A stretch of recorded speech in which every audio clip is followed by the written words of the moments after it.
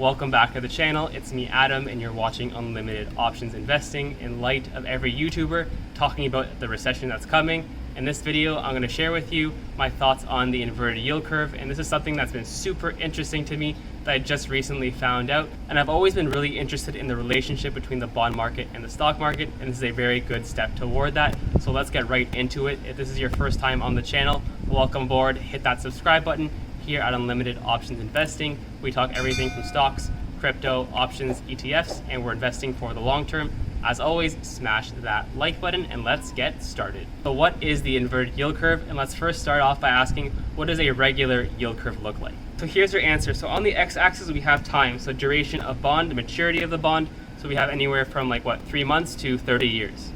On the y-axis, we have yield. The idea behind this is the longer term bond that you purchase, the more rate of investment that you should expect. And that makes sense. If you lend out your money for 1 day versus 30 years, you should expect a higher percentage gain over those 30 years than just that 1 day.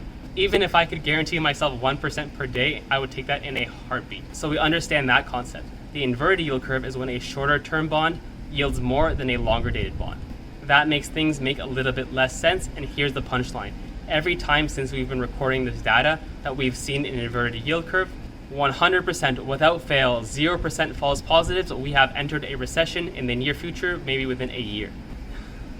Even though every inverted yield curve has led to a recession, not every recession has been preceded by an inverted yield curve. So don't get too comfortable. We can have a recession for other reasons other than an inverted yield curve, just so you know. And the most recent inverted yield curve that we had was back in 2019. I believe it was August 2019. We all know what happened in 2020, but hear me out. What if what happened in 2020 wasn't as a result of the inverted yield curve and just a one-off? That the shortest recession in history wasn't predicted by this inverted yield curve, and that things just got exponentially worse, especially with the unlimited quantitative easing. Just like the stock market, crypto, foreign exchange, the bond market, you can't predict the short term. Right now, the 2 years at about 1.2 and the 10 years at about 1.8 off the top of my head. That's not that far away, which is 0.6%. That's really not that far away, and here's where the Fed is in a bind. If they increase short-term interest rates, that's going to put pressure on shorter-term bonds to go up, which in all likelihood will cause our yield curve to start flattening and potentially even invert, inducing a potential recession, or dare I say it, depression. At the same time, if they don't increase rates fast enough, we're seeing crazy inflation, and if supply constraints don't start getting better, we could start seeing runaway inflation, and no one wants to see that. Trust me, you get into a really dark hole at that point. Not to mention a gentleman by the name of Elon Musk also tweeting this not too long ago. No matter which way you look at it, the Fed is not in a good spot. They really need those supply constraints to ease up.